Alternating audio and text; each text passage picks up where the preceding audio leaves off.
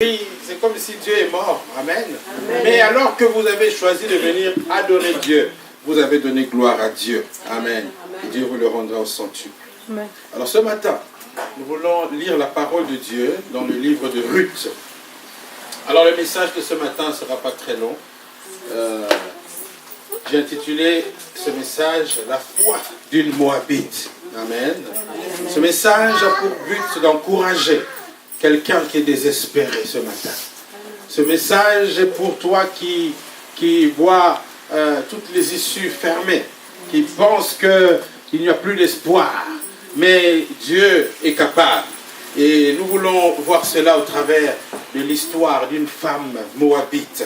Amen. Alors ce matin, j'avais préparé tout mon message dans mon iPad et juste au moment d'enregistrer, j'ai perdu le fichier. Et donc, je vais vous prêcher sans notes. Alléluia. Amen. Je ne sais pas pourquoi Dieu a permis ça, mais bon, voilà. Mais le Saint-Esprit va nous aider ce matin à parler de cette femme moabite. Ruth, le livre de Ruth dans l'Ancien Testament. Cette femme moabite, et c'est son histoire que nous voulons voir ce matin. Peut-être lirons-nous tout le chapitre 1er pour que si vous n'avez jamais lu cette histoire, vous puissiez bien comprendre et cela va vous donner la soif d'aller lire la suite de l'histoire. Amen. Livre de Ruth au chapitre 1er. La Bible dit ceci. Si tout le monde a trouvé, nous pouvons lire ensemble. Au temps où les juges gouvernaient, il y eut une famine dans le pays. Un homme de Bethléem de Juda s'en alla avec sa femme et ses 2 fils séjourner dans les champs de Moab. Le nom de cet homme était Elimelech. Le nom de sa femme était Naomi. Et les noms de ses 2 fils étaient Machlon et Kiljon. Ils étaient Éphratiens de Bethléem de Juda. Ils allèrent au pays de Moab et s'y établir. Elimelech, mari de Naomi, mourut et elle resta seule avec ses 2 fils. Ils prirent des femmes moabites, dont l'une se nommait Orpa et l'autre se nommait Ruth, et ils demeurèrent là environ 10 ans. Machlon et Kiljon moururent aussi tous 2. Et la femme resta privée de ses 2 fils et de son mari. Alors, s'étant levée, elle et ses belles-filles, elle quitta les champs de Moab, car elle avait appris dans la campagne de Moab que l'Éternel avait visité son peuple et lui avait donné du pain. Elle sortit du lieu où elle s'était établie avec ses 2 belles-filles, et elles se mirent en route pour retourner au pays de Juda. Naomi dit à ses deux belles-filles, « Allez retourner chacune dans la maison de votre mère, que l'Éternel use de bonté envers vous, comme vous l'avez fait envers ceux qui sont morts et envers moi. Que l'Éternel vous fasse trouver à chacune du repos dans la maison d'un époux. » Et elle les baisa, elles élevèrent la voix et pleurèrent. Et elles lui dirent, « Non, nous retournons avec toi vers ton peuple. » Naomi dit, « Retournez mes filles, pourquoi viendriez-vous avec moi? Ai-je encore dans mon sein des fils qui puissent devenir vos maris? Retournez mes filles, allez, je suis trop âgée pour me remarier. Et quand je dirai, j'ai de l'espérance, quand je serai cette nuit même avec un mari et que j'enfanterai des fils, attendriez-vous pour cela jusqu'à ce qu'ils fussent grands? Vous abstiendriez-vous pour cela de vous remarier? Non, mes filles, il m'est très amer à cause de vous que la main de l'Éternel s'est apaisantie sur moi. » Et élevant la voix, elles pleurèrent encore. Puis Orpa baisa sa belle-mère, mais Ruth s'attacha à elle. Naomi dit à Ruth, « Voici que ta belle-sœur s'en est retournée vers son peuple et vers son Dieu. Retourne avec ta belle-sœur. » Ruth répondit, « Ne me presse pas de te laisser en m'en retournant loin de toi. Où tu iras, j'irai. Où tu demeureras, je demeurerai. ton peuple sera mon peuple et ton Dieu sera mon Dieu. Où tu mourras, je mourrai et j'y serai enseveli. Que l'Éternel me traite dans toute sa rigueur, si autre chose que la mort me sépare de toi. Voyant que Ruth était décidée à l'accompagner, Naomi cessa ses instances. Elles s'en allèrent toutes deux jusqu'à ce qu'elles arrivassent à Bethléem. Lorsqu'elles entrèrent dans Bethléem, toute la ville fut émue à cause d'elles, et les femmes disaient, est-ce Naomi? Elle leur dit, ne m'appelez pas Naomi, appelez-moi Mara, car le Tout-Puissant m'a rempli d'amertume. Je m'en suis allé les mains pleines, et l'Éternel tire routine de tes mains vides. Pourquoi m'appelleriez-vous Naomi après que l'Éternel ait témoigné contre moi et que le Tout-Puissant m'a affligé? C'est ainsi que Naomi revint et avec elle sa belle-fille Ruth, la Moabite, qui était arrivée des champs de Moab. Elles arrivèrent à Bethléem au commencement de la moisson des orges. Amen. Amen. Voilà, j'ai lu un long texte pour nous aider à comprendre ce dont nous allons parler ce matin. Il est question ici d'une famille qui habitait à Bethléem. Bethléem, vous connaissez cette ville où c'est la ville dans laquelle Jésus, le Messie, est né. Et cette ville était une ville prophétique. Et c'est là que devait naître le Messie. Et de par son nom, cette ville était une ville porteuse d'espoir. Parce que Bethléem veut dire maison du pain. Mais nous voyons une contradiction dans cette histoire. Des gens qui habitaient la maison du pain prennent la décision de la quitter tout simplement parce qu'il y avait une famine dans la ville de Bethléem. Contradiction, comment se fait-il que dans la maison du pain, il y ait la famine et ces gens ont dû aller s'exiler dans un autre pays pour fuir la famine, pour tenter de trouver des solutions parce que c'était la sécheresse. Ils ne savaient pas comment survivre. Dans Bethléem, il y avait la misère. Et alors, ils décidèrent, monsieur et madame, de prendre leurs enfants et leurs biens, de se déplacer, d'aller vers un autre pays. Et je ne sais pas pourquoi ils ont choisi d'aller dans le pays de Moab. Peut-être leur avait-on dit que là-bas, on donne le CPAS. Si tu vas là-bas, on va te donner de l'argent. Les chômeurs sont payés. Il y a de bonnes choses dans ce pays-là. Et alors ils se sont dit, nous irons là-bas. Alléluia. Amen. Ils sont allés dans le pays de Moab. Mais, bien aimés, si nous sommes des enfants de Dieu, nous devons apprendre à dépendre de Dieu, dont nous devons prendre des décisions. Amen. Et l'histoire nous a montré qu'ils ont fait un mauvais choix, un mauvais calcul d'aller dans le pays de Moab. Ce pays de Moab, voyez-vous, Moab, peut-être pour une question d'histoire, Moab, c'est la descendance de Lot. Quelqu'un dit Amen. Amen. Ce sont les descendants de Lot. Mais pas n'importe quel descendant. Ce sont les descendants de Lot avec une de ses filles. C'est-à-dire que Lot, un jour, avait pris du vin. Il s'est enivré.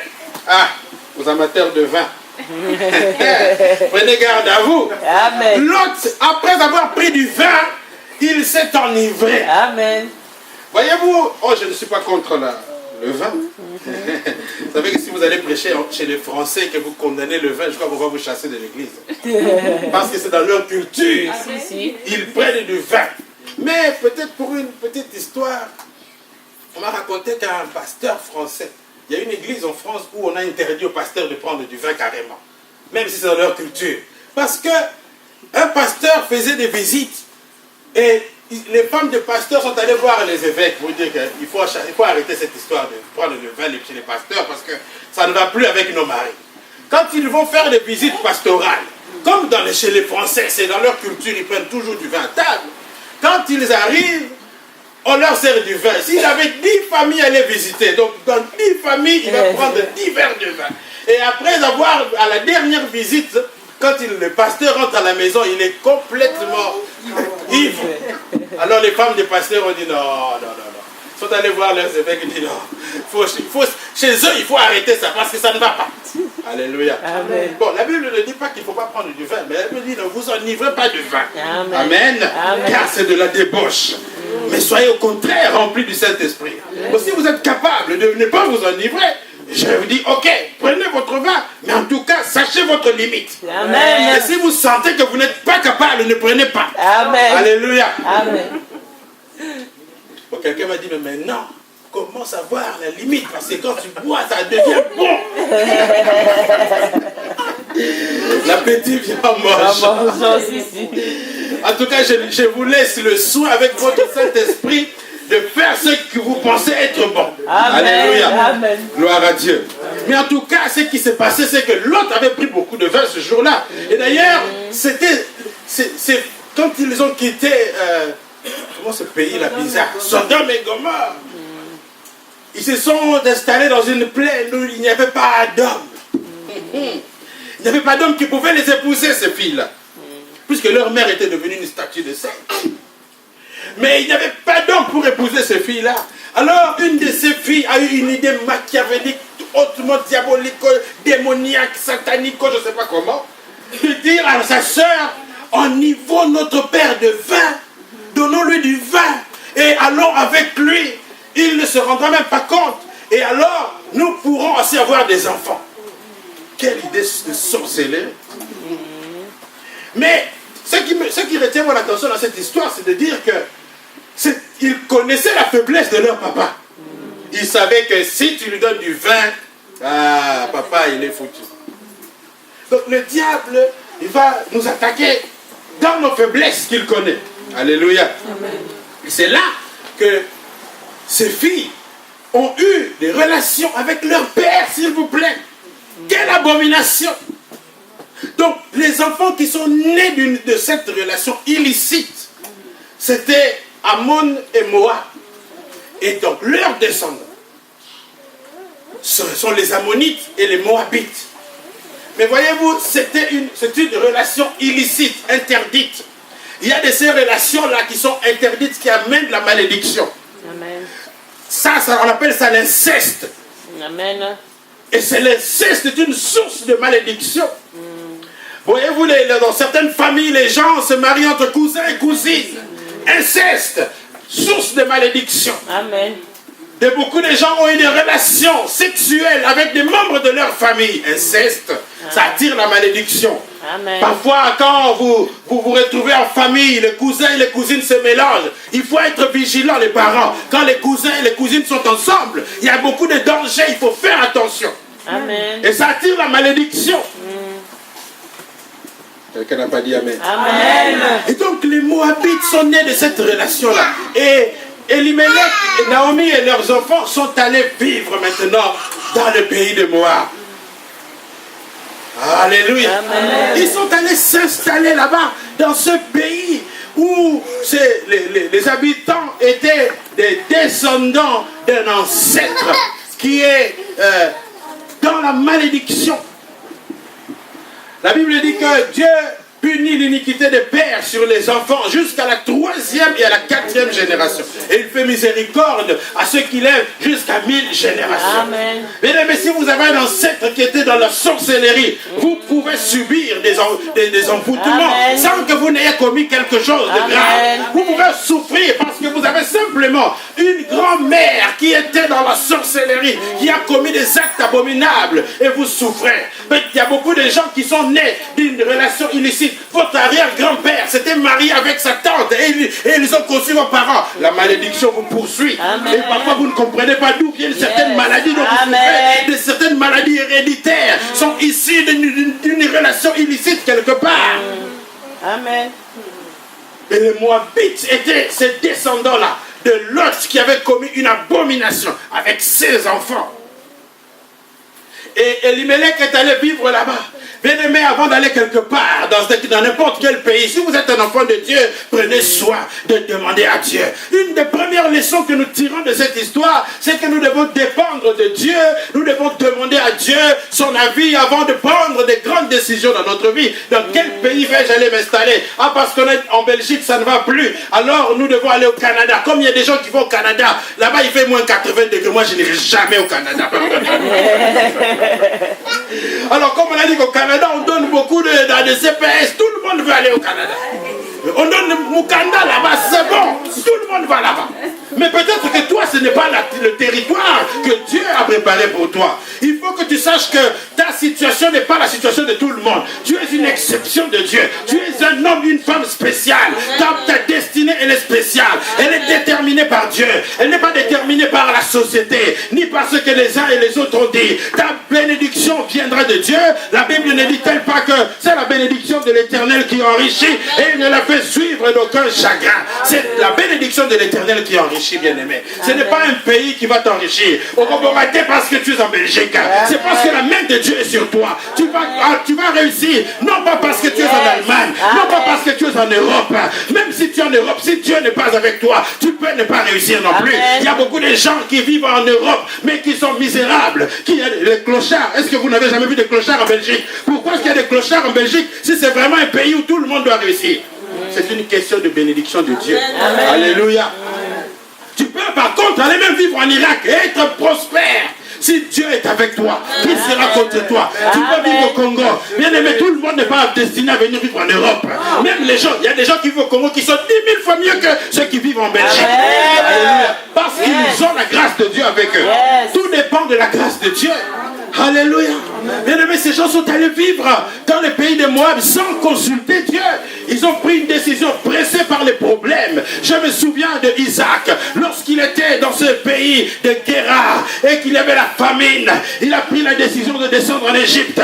Mais heureusement que c'était un homme connecté à Dieu. Le Dieu d'Abraham lui est apparu pour lui dire: Isaac, ne descends pas en Égypte, reste ici à Guérar et je te bénirai.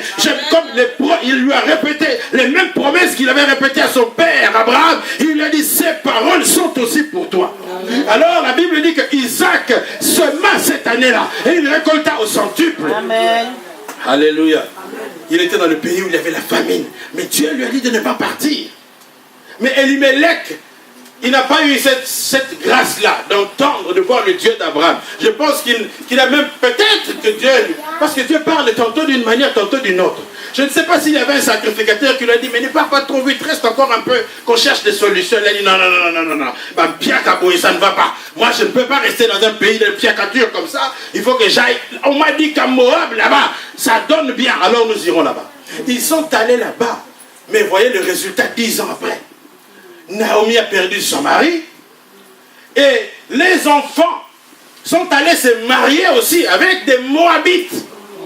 Bien aimé, il faut faire attention. Alléluia. Parfois, certaines alliances que nous faisons, tu ne connais pas l'histoire de ces familles-là. Tu ne connais pas les envoûtements. Tu peux voir une fille canon, comme je ne sais pas qui là, mais tu ne sais pas quel est le bagage spirituel qui est sur elle. Tu peux voir un homme charmant de ses charmants, mais tu ne connais pas son bagage. Alors fais attention. Demande la grâce de Dieu, demande l'inspiration de Dieu dans toutes les décisions que tu dois prendre. Alléluia. Il y a certaines familles, quand tu entres là-bas, si tu n'as pas beaucoup d'options, tu vas sortir vraiment dépouillé totalement. Amen. Amen. Et c'est ça qui s'est passé. Ils sont allés s'associer à des Moabites, une famille pleine d'envoûtements et de malédictions. Elimelech est mort. Quelques années après, les 2 enfants sont morts. Alors vous vous rendez compte, cette femme, Naomi, dans quel état elle se retrouve? Quel a été son désarroi? Quelle souffrance? Quelle amertume? D'ailleurs, elle a dit qu'on ne l'appelle plus Naomi, qu'on arrête, qu'on l'appelle Mara. Mara, les eaux amères. Elle est en train d'expérimenter l'amertume, la souffrance. La vie était devenue amère parce qu'elle a connu des situations bizarres. Bien aimé, la vie est parfois pleine de surprises. Il y a de ces gens-là qui ne se sont jamais imaginé les misères qui leur sont arrivées. Amen. J'ai fait la connaissance, il y a 2 semaines, d'une dame, une jeune femme qui l'année passée a perdu son mari. Elle se retrouve veuve dans la quarantaine. Vous voyez, ce sont des choses terribles que de se retrouver veuve comme ça, de perdre un mari dans la jeunesse.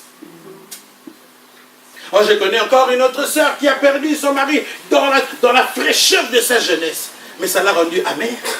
Quelle souffrance! Elle a fait perdu le goût de la vie. la vie n'avait plus d'intérêt pour elle parce qu'elle a subi des événements dramatiques. Quelle tragédie de pouvoir perdre, en pire encore, elle perd ses 2 enfants. Donc elle c'est comme si elle n'a jamais rien fait de sa vie. Amen. Donc tu as bâti un mariage, tu as eu des enfants, ces enfants ont grandi. Perdre un enfant qui a 30 ans, quelle souffrance. Quelle souffrance. Oh, la semaine passée, nous avons eu une très mauvaise nouvelle. On nous a appris que le pasteur Kibutu, le pasteur d'une très grande église à Bruxelles, de l'EIB, a perdu son fils de 31 ans. J'ai vu la photo de ce garçon, j'ai dit, mais Seigneur, vraiment, et c'est dur. En plus, un pasteur, quelqu'un qui sert Dieu. Parfois, des choses qui nous arrivent dans la vie, c'est difficile à comprendre. Amen. Et ça fait mal. Et c'est d'autant plus qu'on a besoin vraiment d'être soutenu dans la prière. Alléluia. Amen. Que Dieu se souvienne de cette famille qui a été affectée. Alors cette femme a perdu ses 2 enfants. Misère sur misère. Et vous voyez, parfois quand certaines situations arrivent, on a vraiment l'impression qu'on est dans la malchance. Et on risque même de commencer à confesser nous-mêmes quel mal, que nous avons la malchance. On dirait qu'elle avait la poisse, cette femme. Comment peut-on perdre son mari et 2 enfants? Donc c'est comme si, et d'ailleurs, la conclusion qui arrive souvent quand on vit des tragédies comme ça, c'est de se dire, mais Dieu m'a vraiment abandonné. Et Naomi a dit ça. Elle a dit, Dieu m'a abandonné. Beaucoup de gens finissent par rejeter Dieu quand ils vivent des malheurs. Si Dieu était là, comment il a permis qu'on puisse prendre mes 2 enfants et mon mari? Si Dieu, pourquoi? Si Dieu est si tellement bon, j'entends beaucoup de gens dire, si Dieu est tellement bon, pourquoi il y a des guerres partout? Pourquoi il y a la guerre en Syrie? Pourquoi les pauvres Palestiniens meurent tous les jours? Pourquoi les gens meurent de faim en Éthiopie? Pourquoi les gens meurent au Kivu? Si Dieu est vraiment Dieu, pourquoi il n'arrête pas ces milices qui tuent les gens au Kivu? Pourquoi Dieu n'a... Alors pourquoi tu ne trouveras pas de réponse? Alléluia. Bien-aimés, on se pose beaucoup de questions. Beaucoup de gens deviennent athées même. Ils ne veulent plus croire en Dieu parce qu'ils ont vécu tellement de drames. Ceci c'est aussi pour dire, bien-aimé, que quand tu as encore des enfants en vie, même si tu n'as pas encore beaucoup de millions dans ton compte, dis merci au Seigneur. Parce qu'il y a des gens qui sont peut-être meilleurs que toi, mais ils ont perdu des maris, perdu des enfants. C'est une question de la grâce de Dieu seulement. Alléluia. Et cette femme se retrouvait veuve, perdu ses enfants.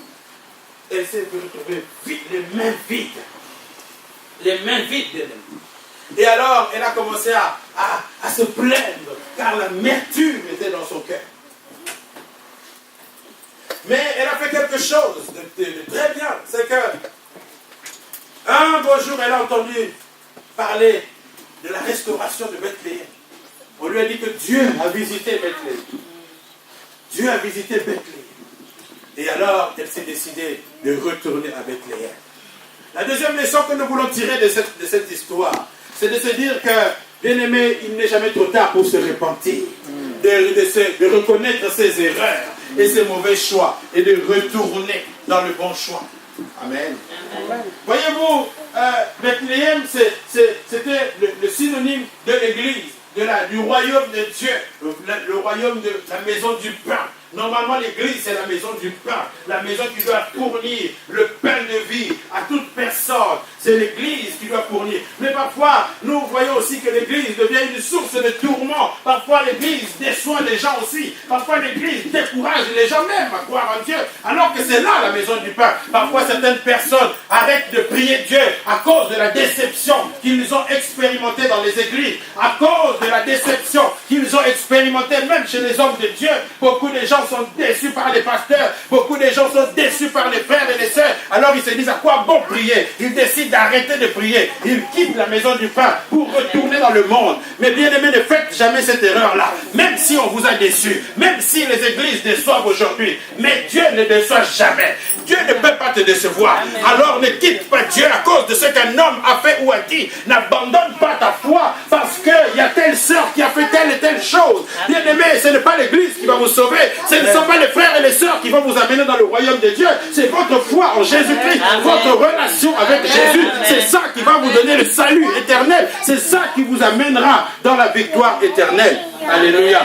Cette femme a commis l'erreur d'aller chez les Moabites. Beaucoup de gens commettent l'erreur de quitter la maison du pain, l'amour de Dieu, pour aller dans le monde, se réfugier dans le monde. Parce qu'à l'église, on les a tellement déçus. Bien aimé, si tu as déjà cru dans le Seigneur, ne retourne pas dans le monde. Parce que le diable ne te pardonnera jamais tous les dégâts que tu as causés pendant que tu priais, pendant que tu étais en tout feu, tout flamme. Si tu retournes dans le monde, le diable va bien te venger de tout ce que tu lui as fait. Satan est méchant, il ne pardonne pas. Même si tu retournes tu veux redevenir son ami, mais il n'oublie pas tout ce que tu as fait pendant que tu croyais en Jésus. Combien d'âmes tu as gagné, combien de personnes sont venues au Seigneur à cause de toi, à cause de ton témoignage. Il y a eu des gens qui ont quitté le monde et qui se sont donnés à Jésus. Alors ça, le diable ne te pardonnera jamais. Il va te foudroyer si tu rentres vers lui.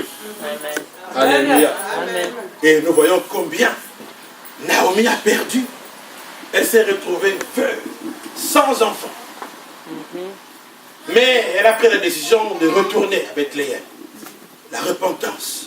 Il faut apprendre à se repentir. Même quand on s'est éloigné de Dieu, quand on s'est éloigné de l'église, n'ayez jamais honte de revenir vers votre Père. Souvent le diable va toujours dire, oh, ne retourne pas. Tu sais ce qu'on va dire. Comment les gens vont te regarder. Ce n'est pas leur problème.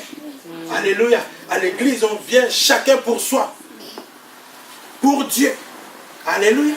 Alors, quand tu veux faire quelque chose poussé par l'Esprit de Dieu, ne pense jamais à ce que les gens vont dire. Ne réfléchis pas sur ce que les gens vont faire. Comment les gens vont te regarder. Ce n'est pas leur problème.